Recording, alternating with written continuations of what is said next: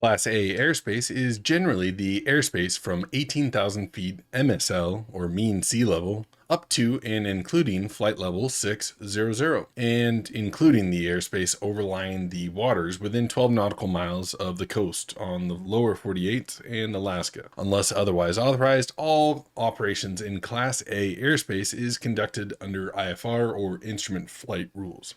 Listen, I get it. Class A airspace is way up there. It's not like any helicopters are going to be flying around in Class A airspace all the time.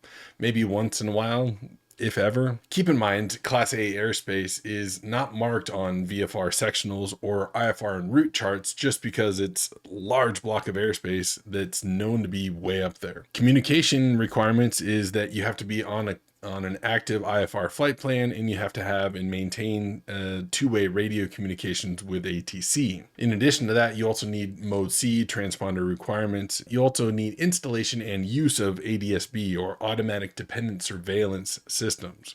We'll talk about that a little bit more later. There are no VFR weather minimums because you have to be on an IFR flight plan for Class A airspace.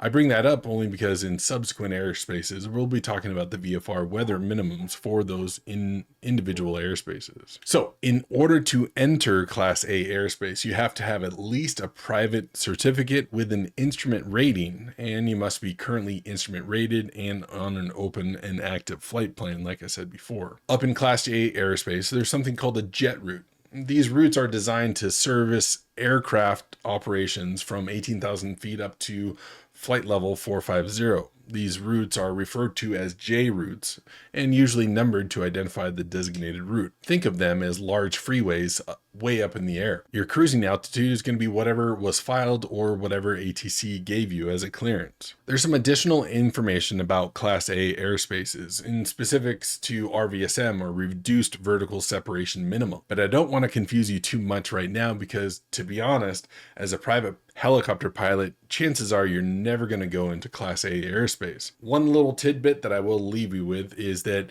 once you get above 18,000 feet and you're on the IFR flight plan and you're entered into Class A airspace, you will set your altimeter to standard, meaning 29.92 hectopascals. And we'll talk about altimeter settings later on.